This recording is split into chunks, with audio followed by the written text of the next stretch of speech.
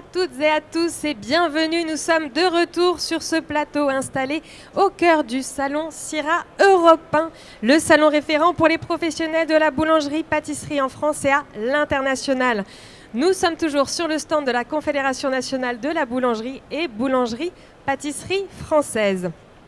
Alors pour débuter cette 12e émission, j'ai une question pour vous. Qui n'a jamais ramené de baguette à la maison déjà entamée? Celle-ci, elle n'est pas entamée hein, pour l'instant. Ça ne va pas durer longtemps.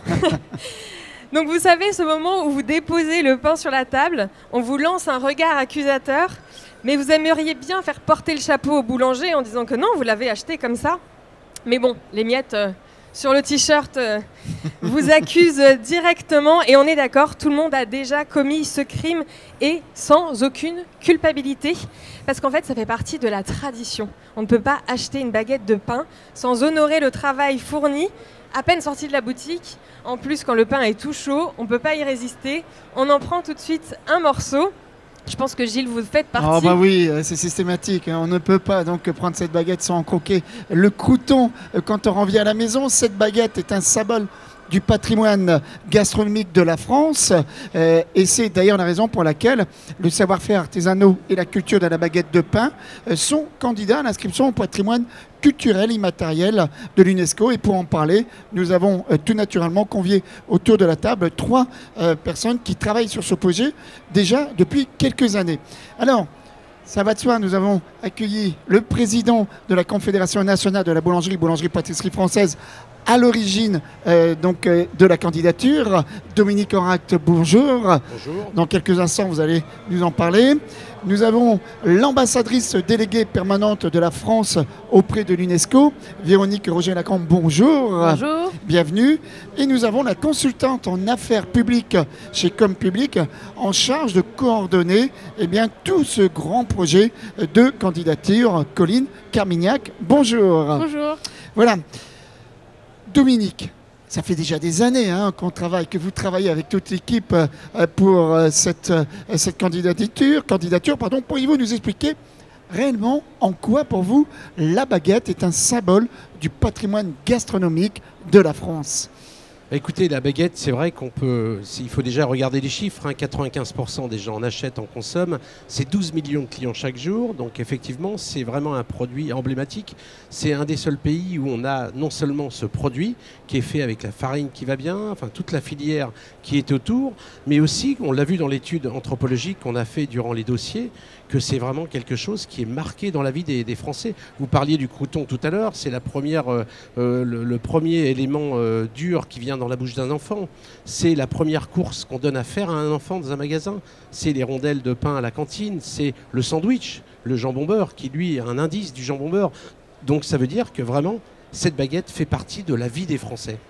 Alors, vous proposez sa candidature au patrimoine culturel immatériel de l'UNESCO, qui tombe sous le sens, et vous travaillez sur cette candidature depuis déjà 3... Ça fait pratiquement 4 ans où on a démarré ce dossier. Ce sont des dossiers qui sont longs, avec des procédures. Il faut d'abord être inscrit au patrimoine national. Et je crois que Véronique Roger-Lacambe nous les expliquera un peu plus. Il y a toute une série de choses à dérouler, dont une étude anthropologique qui nous a apporté beaucoup de choses qu'on connaissait, qu'on avait sous le nez tous les jours, mais qu'on a découvert en fait en regardant ça.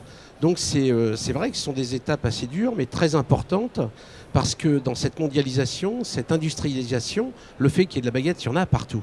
Mais le fait qu'il y ait cette baguette, donc comme on dit, c'est les savoir-faire artisanaux, que cette baguette qui soit faite, qu'il y ait une longue fermentation, façonnage à la main et une cuisson, ça on ne veut pas que ça disparaisse. 4 ans donc de travail. Où nous en sommes, où vous en êtes à l'heure actuelle sur ce projet? Alors écoutez, on a fait déjà beaucoup de choses, donc classées au niveau national, et on a été aussi une étape très importante où les ambassades de France d'ailleurs nous ont beaucoup aidés, et aussi le gouvernement. Là on est, je dirais, dans la phase finale où on est maintenant, on a été choisi par la France et c'est un dossier tous les 2 ans Donc Roselyne Bachot a choisi la baguette pour représenter la France à ce patrimoine. Et là, donc, ce dossier est parti maintenant à l'international et on a des contacts avec différents pays pour essayer de défendre ce dossier, pour essayer de donner l'intérêt de cette baguette. Et le résultat devrait être au mois de décembre de cette année, dans quelques mois. Et on saura si cette baguette est inscrite au patrimoine culturel immatériel mondial de l'UNESCO. J'imagine que là, avec cette dernière ligne droite, vous êtes impatient, Président. Est-ce que ça, c'est vraiment votre cheval de bataille, hein? Tout à fait, on est impatient aussi parce qu'il n'y a rien de sûr. Vous savez, dans des dossiers UNESCO, ça peut parfois prendre 5 ans, 10 ans, parfois jamais. Donc on est tous, on n'est pas sûr de nous, on est très optimiste et déterminé, mais effectivement, on sera très content si toutefois ça arrive. Et c'est toute une équipe qui travaille sur ce projet, Alexandra. Oui, tout à fait. Et d'ailleurs, je vais tout de suite me tourner vers Colline Carmignac. Donc, je rappelle que vous êtes consultante en affaires publiques chez Comme Public et vous avez été en charge de coordonner ce projet de candidature. Donc, c'est beaucoup de travail. Mais est-ce que vous pourriez vraiment nous réexpliquer votre rôle vraiment sur ce projet, qu'on comprenne un petit peu?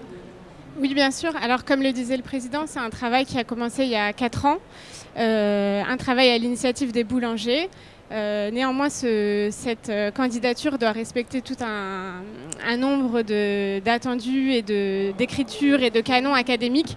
Donc pour cette candidature, on s'est associé avec un comité scientifique. Donc on a regroupé une dizaine de personnes, des historiens de l'alimentation, des sociologues, des anthropologues, pour être sûr que finalement le dossier respecte les standards attendus. Ce qui a été très riche parce que finalement on a eu beaucoup de dialogues entre d'une part les boulangers et d'autre part les scientifiques. Et ensuite c'est des dossiers qui doivent être portés par un grand nombre de personnes. Donc on a aussi animé un comité de soutien avec plusieurs centaines de personnes, dont un grand nombre d'élus. Donc on voit que cette candidature est assez populaire et nous a permis de dialoguer. Et je pense que aussi bien les boulangers que les scientifiques ont appris beaucoup de choses dans ces échanges. Alors, on a eu le regard justement du professionnel de la boulangerie. Est-ce que vous pourriez nous partager un petit peu le travail du comité scientifique que vous avez pu suivre? Oui, bien sûr. Donc, on avait une dizaine de personnes. L'idée, c'est de répondre aux questions qui sont posées, simplement, d'investiguer certains domaines pour voir est-ce que ça vaut le coup qu'on aille sur la manière dont on coupe la baguette, est-ce que c'est trop aller sur le volet culturel ou pas. On s'est rendu compte aussi qu'il s'agissait d'un élément national, ce qui n'est pas toujours le cas pour les sujets UNESCO. Par exemple, les parfums de Grasse, c'est limité à Grasse. Et donc, on a eu besoin de faire tout un travail pour caractériser cette pratique nationale, pour voir qu'est-ce qui diffère dans les Outre-mer ou à Paris. Est-ce que le niveau d'humidité change dans la pratique? Et donc, on s'est appuyé pour vraiment nourrir le travail du comité scientifique sur l'université de Tours, qui est spécialisée dans les questions liées à l'alimentation. On a mené une étude anthropologique avec 2 étudiants qui ont interagi avec différents boulangers de différentes parties de la France. Donc c'est vraiment des recueils d'éléments pour essayer de caractériser quelque chose qui finalement, nous, en tant que Français, est évident, on ne le voit plus. Mais l'idée, c'était de réussir à le décrire et à le présenter à des pays du monde entier. Merci beaucoup, Colline. Je vais maintenant me tourner vers vous, Madame l'ambassadrice. Si vous pouviez nous expliquer à votre tour le rôle que vous jouez dans cette candidature. Merci, bonjour à tous. Écoutez, le rôle d'une ambassadrice ou d'un ambassadeur de France est d'être désormais, à partir de l'inscription d'une candidature pour examen au comité du patrimoine immatériel suivant, c'est d'être l'ambassadeur ou l'ambassadrice de cette candidature.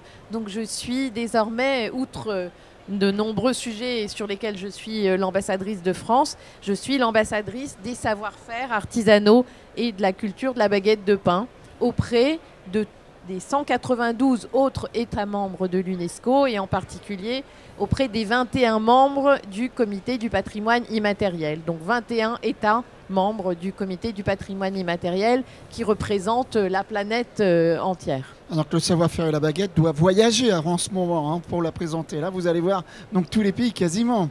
Alors, C'est un travail de fond. C'est quoi? C'est une.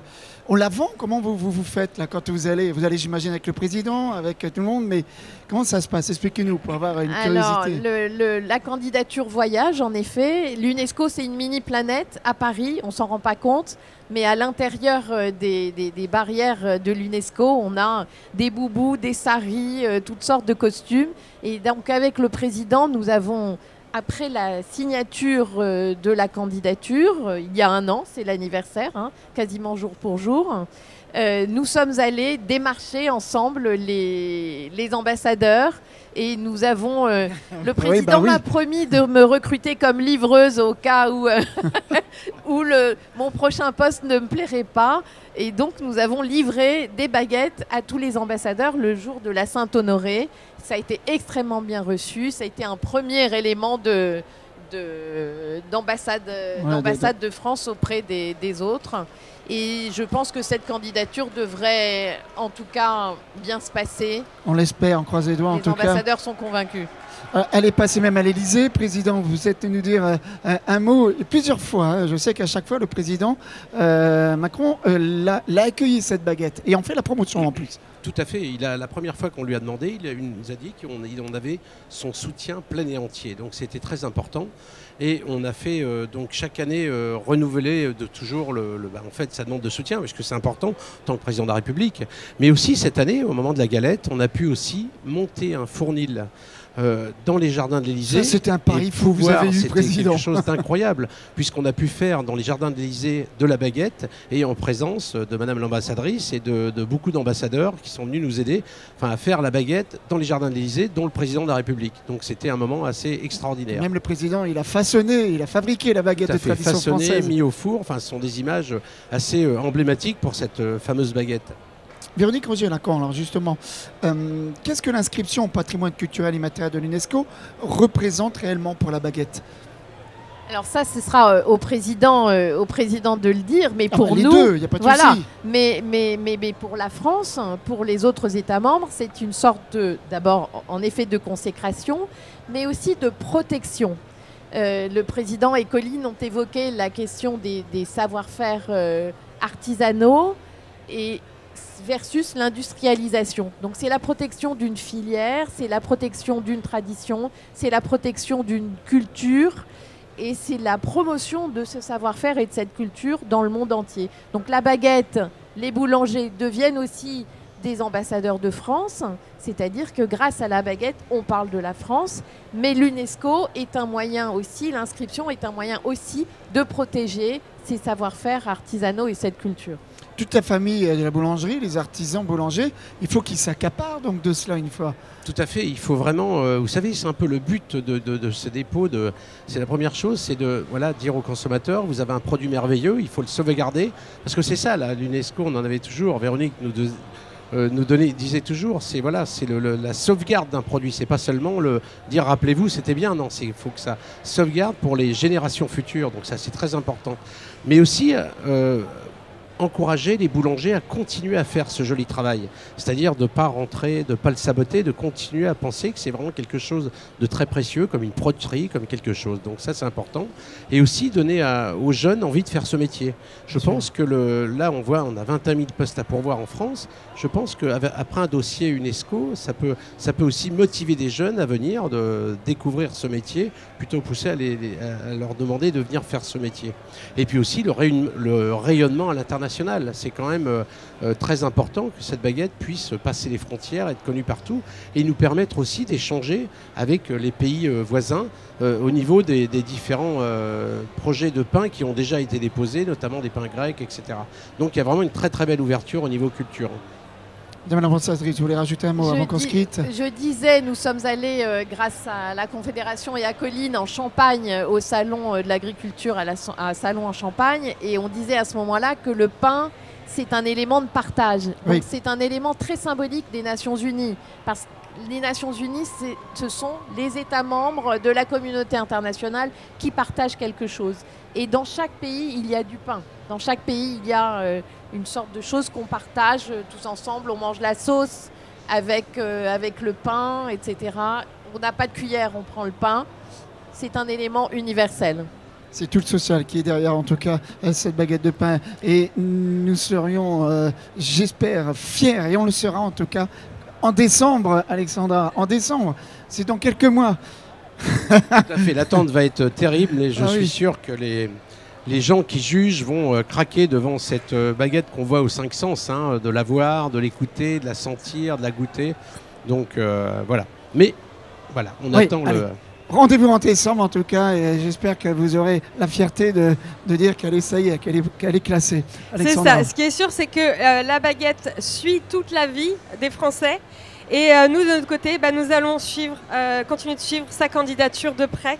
Merci à tous les trois d'être venus autour de cette table. C'est donc la fin de cette émission. Nous vous remercions de l'avoir suivi. On se retrouve pour une nouvelle émission un peu plus tard sur le stand de la CNBF auprès de ses partenaires. En attendant, je vous propose de retrouver toutes les émissions en replay sur la page Facebook et la chaîne YouTube de la Confédération. Vous voyez, Gilles, merci beaucoup. Oui, Gilles ne peut s'empêcher de... Je sais que vous C'est le aimez meilleur ça. morceau en plus. On l'a pas donné comme ça. Ah oui, voilà. Et je vous souhaite une très bonne journée et un très bon salon. Merci, au revoir. Merci, au revoir.